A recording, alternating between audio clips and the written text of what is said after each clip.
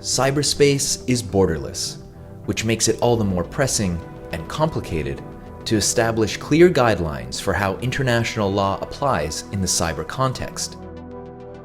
The Handbook on Developing a National Position on International Law and Cyber Activities is a guide to help states to navigate this complex domain by drafting their own national positions on cyberspace.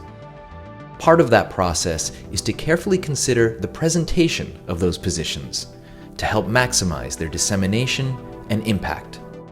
The way in which a state presents its national position depends on many factors. It depends on the aims that they're trying to achieve by publishing a national position. It depends on a state's cultural, political, social considerations or traditions.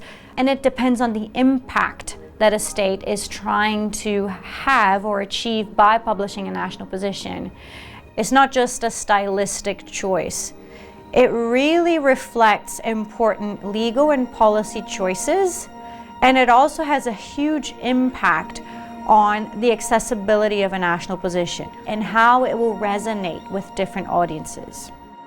When it comes to the format, it's interesting to read the chapter that how there has been sort of a development or evolution, if you will. The handbook shows that there have been more or less speeches, statements, standalone documents, and even academic articles.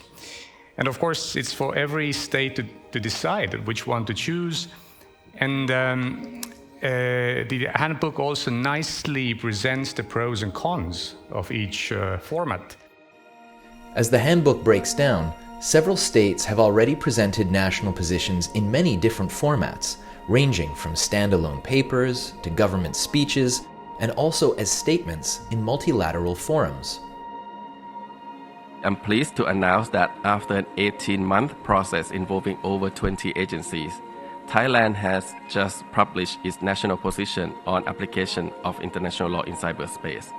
It is our hope that this national position will further contribute to the development of common understanding on this issue. I'd like to take advantage of this opportunity to draw to the attention of delegates Costa Rica's position paper on the implementation of international law in cyberspace, which we trust will prove a contribution to our discussion. Ireland published its national position paper on the application of international law in cyberspace earlier this month. From our experience in putting together our own national position paper, we found that the exchanges in this group, as well as the publication of other states' position papers, to be invaluable in helping us to develop our own knowledge, our own thinking in this regard.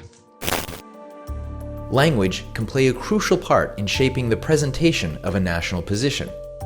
English may be the default lingua franca in multilateral dealings and international law, but to properly engage regional and global audiences, other languages can be considered too. Only 13% of the world speaks English. A lot of people speak English, but not the majority of the world's population, and that's especially the case in the global south. Chinese, Arabic, French, Russian, Portuguese, Spanish. These languages are widely spoken in the global south, and so it is important, if you're trying to reach out to those audiences, to publish your national position in those languages. It is also important to publish a national position in the local language, especially if you involve local stakeholders in the process of developing a national position. You want to make sure that those stakeholders at the end of the process are able to understand what the final national position conveyed. Many possible formats and dissemination plans are outlined in the handbook. That diversity of presentations itself reflects the multitude of views, sometimes shared, sometimes differing, about the application of international law in the cyber context. We think that even though those national positions do not necessarily converge, that would even also help us to better foresee what would be the consequences once any adventurous or malicious cyber operations were launched against this country or other country. This is a process that is also a tribute to multilateralism, and I can say that especially as it relates to regional positions. In the case of Africa, it was 55 member states of the African Union.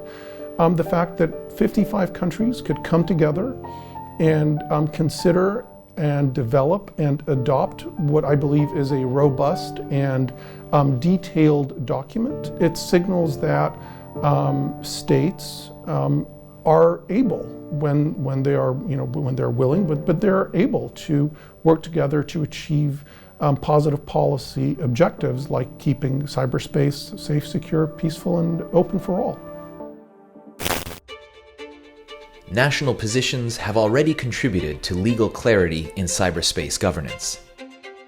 And beyond navigating today's debates, the Handbook on Developing a National Position on International Law and Cyber Activities can help to build future developments that further regional coordination, the adoption of new international instruments, and new domestic implementation of national positions. And those positions can help to protect states, societies, and individuals in our era of digital interconnectivity.